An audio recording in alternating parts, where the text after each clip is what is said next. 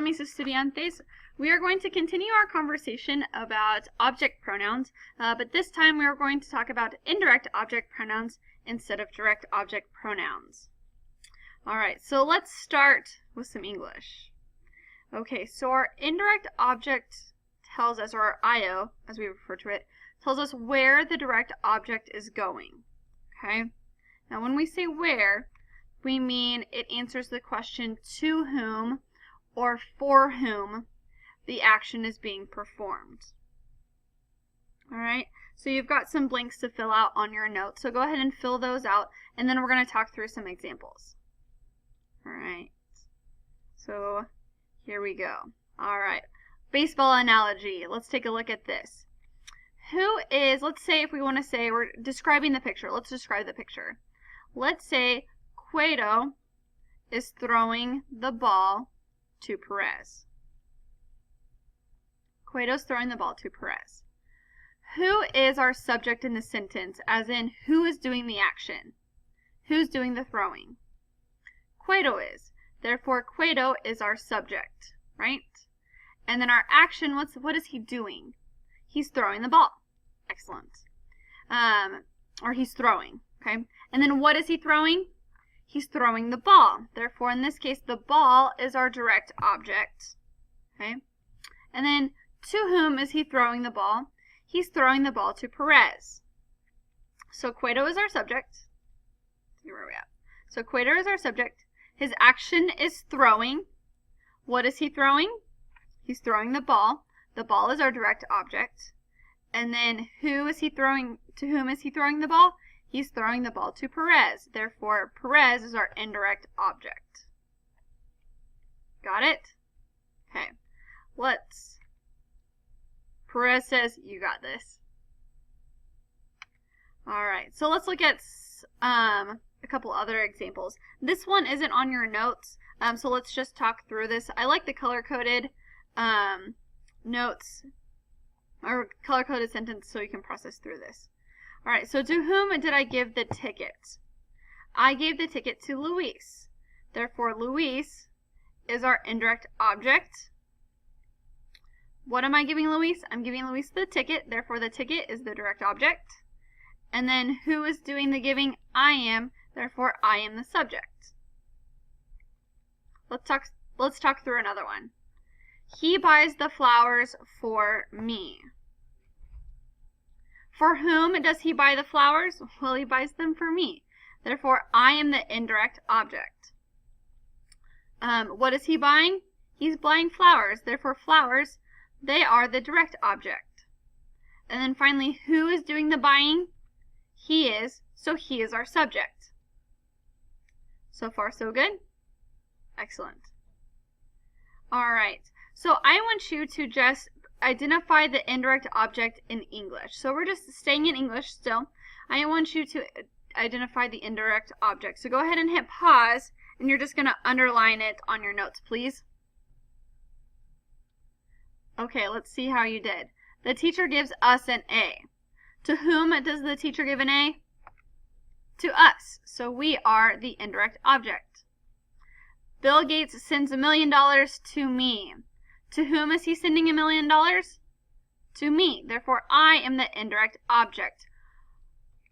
Number 3, my parents bought my brother a new car. So they bought my brother a new car. My brother is receiving the new car. Therefore, the new car is our direct object, and my brother is the indirect object. Number 4, Julia tells the big secret to Martha. What does she tell? The big secret. Therefore, the big secret is our direct object. And to whom does she tell the big secret? Well, she tells it to Martha. Therefore, Martha is our indirect object. Alright, so let's go ahead and switch. We're going to go ahead and switch over to Spanish. When a pronoun takes the place of the indirect object. Alright, so here are our indirect object pronouns. Me, te, le, nos, os, and les. Look familiar? You've seen these before. We use our indirect object pronouns when we're working with our verb gustar. So you should already be comfortable with what me means, what te means, le, nos, os, and les. But here they are in English. Me, you, him, her, you formal, us, you all, them, you all. Alright. So here's your next opportunity to stop and practice. I want you to just tell me what our indirect object pronoun is for those individuals. So go ahead and hit pause and just tell me what the IOP is for those 6 people. Alright, let's check your answers. For the passengers would be les because there's more than one. We know us is going to be nos. For me, that one's easy, it's me. Since it's my sister, it's going to be le. For you, it's going to be te. And for you all familiar, let's say we're in Spain, is going to be os. Make sure that you're jotting down any questions that you have as we go through this. So now, let's talk about indirect object pronouns in sentences in Spanish. Alright, so this is very important. The indirect object pronoun is placed immediately before the conjugated verb. Immediately before the conjugated verb. Make sure you're comfortable with that. So if you'll notice, this is the same rule for direct object pronouns. Immediately before the conjugated verb.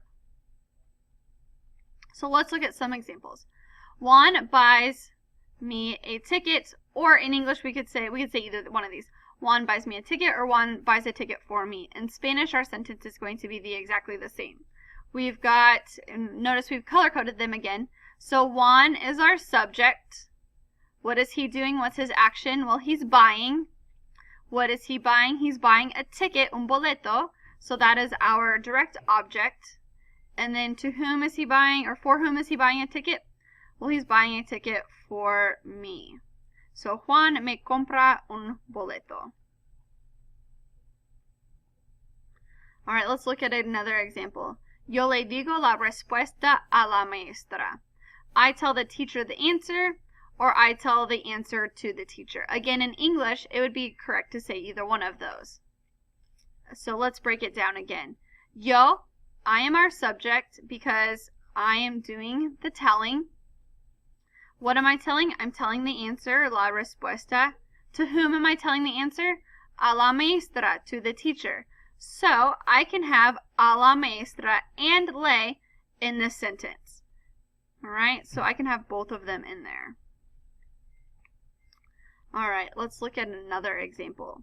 La auxiliar de vuelo no nos da la tarjeta de embarque. So notice this one we have a negative. It's going to follow our same rule that we talked about with DOPs. The flight attendant doesn't give us the boarding pass, or the flight attendant doesn't give the boarding pass to us. Either one of those would work. So again, notice we've got our subject, we've got our verb, we've got no, doesn't give us, so we've got nos, and then what doesn't she give? La tarjeta de embarque, the boarding pass.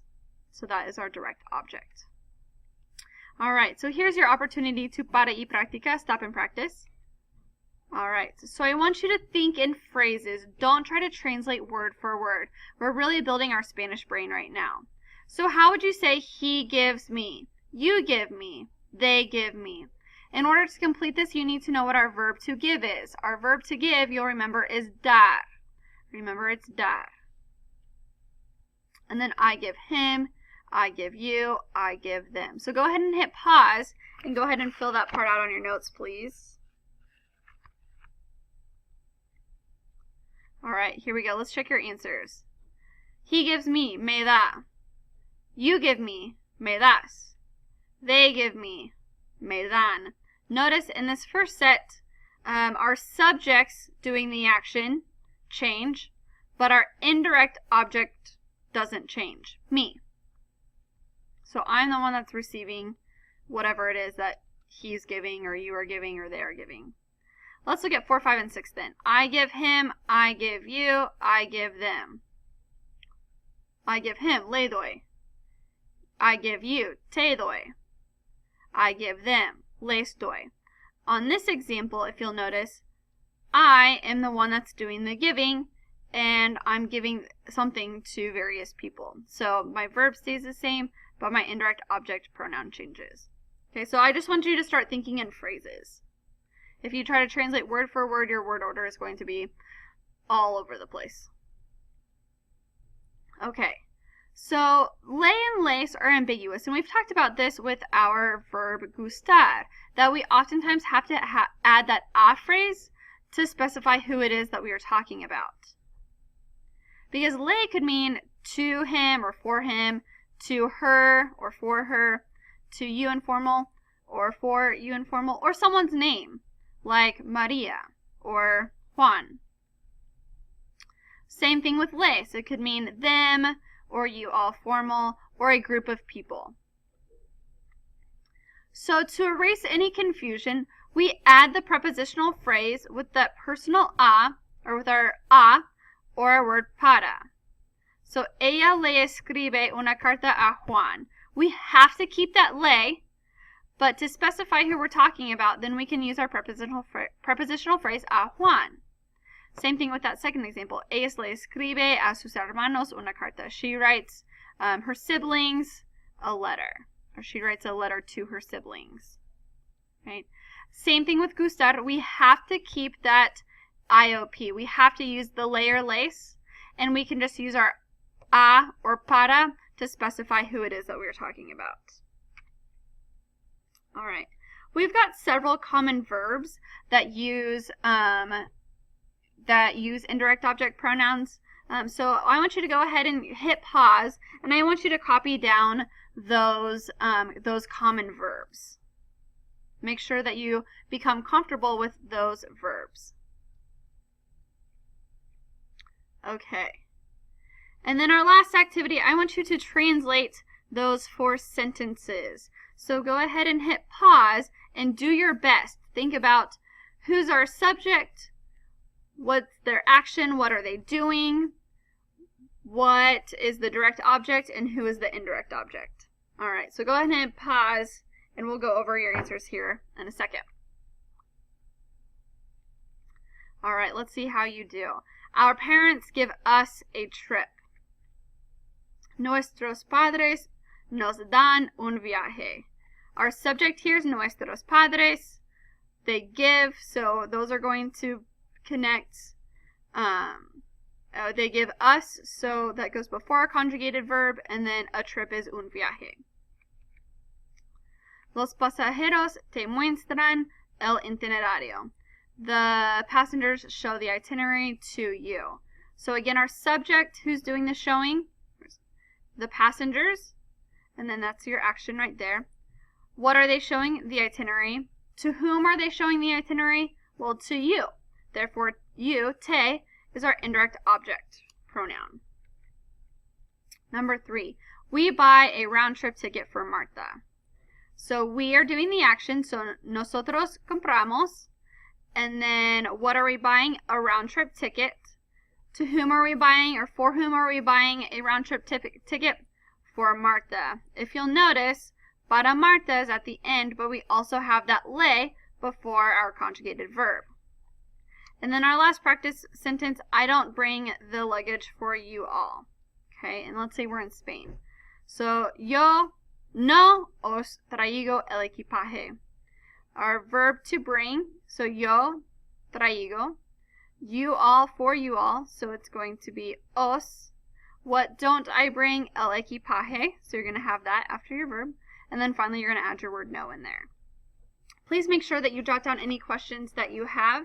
And we are going to do a lot of practice with IOPs in class. All right. Gracias.